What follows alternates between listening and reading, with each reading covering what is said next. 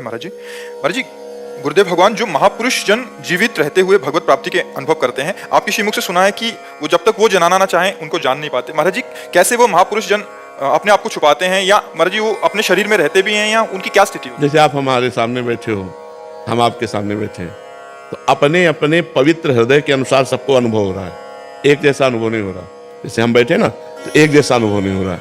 किसी को संत नजर आ रहे हैं, किसी को भगवान नजर आ रहे हैं, किसी को गुरुदेव नजर आ रहे हैं, किसी को एक बढ़िया व्यक्ति नजर आ रहा है। अलग अलग दृष्टि है, जितनी हमारी हृदय की क्षमता है। लेकिन असलियत में हम क्या है, ये तो भगवान जानते हैं या हम जानते हैं। असलियत में हमारी स्थिति क्या है, ये हमारे भगवान जानते हैं, गुरु जी जानते हैं, या हम जानते हैं, और कोई नहीं जानता है। और अपनी अपनी बुद्धि के अनुसार जानते हैं। ये जाकी रही भावना जैसी, प्रभु मुहूर्त देखी तीन तैसी। आपकी जितनी स्थिति है उतना ही आप देख पाएंगे। तो हमारी जितनी लेवल है हम उतने ही तो देख पाएंगे। तो महापुरुषों को हम कैसे पहचान सकते हैं? जब तक स्वयं में स्थिति नहीं होगी तब तक हम संतों को बाहरी किसी लक्षण से नहीं पहचान सकते। हो सकता है हम पाखंड को संत मान लें, संतों को पाखंड मान लें। बड़ा विचित्र खेल है। अब अंदर की बात कैसे जानी जा सके? और बाहर का अभिनय तो नौटंकी नाटक में भी साधुता का लोग अच्छा कर लेते हैं, तो अभिनय को ही हम देख सकते हैं, आंतरिक स्थिति को तो देख नहीं सकते, क्योंकि आंतरिक स्थिति देखने के लिए ज्ञान नेत्र चाहिए, और वो है नहीं। जब तक ज्ञान के नेत्र नहीं होंगे तब तक हम संतों को पहचान नहीं सकते। जी, थोड़ा सा तो आइडिया होगा कैसे, मतलब उन संतों को कैसे पहचाने? बिल्कुल आइडिया नहीं। सच्चाई बात की पूछो तो बिल्कुल आइडिया नहीं है। काल ने मिने जब संत वेश धारण किया तो हनुमान जी ज्ञानी नाम अग्रगण्यम है ना, बुद्धिमताम वरिष्ठम, ज्ञानी नाम अग्रगण्यम बुद्धिमताम वरिष्ठम, वो भी जाके काल नेमी को प्रणाम किए और वो सब वर्णन करने लगा कि राम रावण का युद्ध हो रहा है, लक्ष्मण जी को। अब वो तो काल नेम सब जानते। तो हनुमान जी ने कहा आप कैसे जानते हो? बोले तुमको भी ज्ञान हो जाएगा, हमसे गुरु दीक्षा ले लो। तो बोले गुरु दीक्षा हाँ दे दो। तो बोले नहा के आओ। हनुमान जी भी चक्कर में फंस गए थे ना।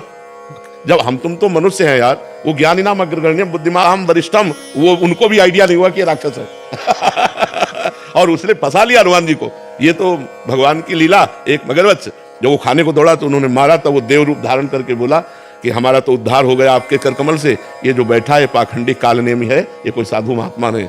तब हनुमान जी को अच्छा तो हिसाब किताब अभी हम कर देते हैं जाकर के, फिर उसका उद्धार कर दिया।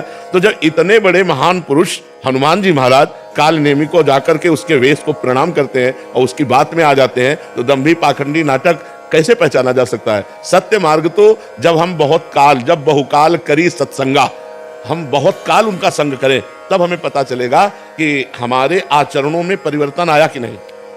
फिर भी वो हम अपने से पहचानेंगे। अगर उनके संग से हमारा गंदा भाव छूटता है और हमारे अंदर अच्छे भाव आते हैं तो साधु हैं। हमारे गंदे आचरण छूटते गए, हमारा भगवान से प्रेम होने लगा, हमारा जीवन बदल गया, तो साधु संग हुआ। जिसके संग से हमारा जीवन बदल जाए, जिसके पास बैठने से हमारे हृदय को शांति मिलने लगे, जिनको देखने से ऐसा लगने लगे कि आज हमारा जीवन सफल हुआ, बस यही कुछ बाहरी बातें हैं। अन्यथा संत को पहचानना बड़ा कठिन है। देवर्षि नारद जी ने लिखा है, मात संगस्त दुर्लभ हो। महापुरुषों का संग मिलना बड़ा दुर्लभ है, और मिल जाए तो अगम्य पहचानना बड़ा कठिन है, क्योंकि बाहरी वेशभूषा ये सब नाटक में भी की जाती है। साधुता की स्थिति की पहचान होती है। वैसे वास्तविक भगवान ने साधुता की पहचान 15वें अध्याय में श्लोक में जो निर्माण अमोहा जित संग दोषा अध्यात्म नित्या विनिवृत्त कामा द्वंद्वैर विमुक्ता सुख दुख संगई, ये लक्षण पाने चाहिए। मान रहित हो, मोह रहित हो, किसी भी भोग का उसके अंदर आकर्षण न हो, निरंतर आत्मस्वरूप में स्थित हो, कोई कामना न हो, सुख दुख मान अपमान निंदा स्थिति में समान हो, ऐसा महापुरुष परम पद का अधिकारी होता है। पर अब ये सब बाहरी बातें हम देख सकते हैं, आंतरिक बातें देखने के लिए ज्ञान नेत्र चाहिए। इसीलिए कहा तो महापुरुषों को बिल्कुल आइडिया नहीं लग सकता कि कौन सही है कौन गलत है, वो भगवान ही जानते हैं। पर साहब जी, आपकी वाणी से बदलाव आता है तो निश्चित हमको अनुभव होता है कि सच्चे संत का क्या है, अपने आप ही बदलाव आने लगता है। अब हम सच्चे हैं कि कच्चे हैं ये हम तो नहीं कहते, लेकिन भगवान के हैं ये पक्के हैं भगवान के सिवा हमारा कोई नहीं, ये हम कच्चे हैं कि पक्के हैं तो भगवान जाने, लेकिन भगवान हमारे पक्के हैं ये इसमें कोई संशय नहीं। भगवान के सिवा हमारा कोई नहीं, उन्हीं के सहारे पूरा बचपन से अभी तक जीवन चला है। अब आगे जितने क्षण जीना है उन्हीं के सहारे जीना है, उन्हें वही है हमारे। हम बचपन से जिसकी खोज में चले थे, हम बस उसी में रहना चाहते हैं, अन्य नहीं। और जितने जुड़े हैं तो केवल भजन, जो हम समाज सेवा कर पावे नहीं, केवल भजन में लगो। भजन ही सबका कल्याण करेगा, अपना भी और दूसरे का भी।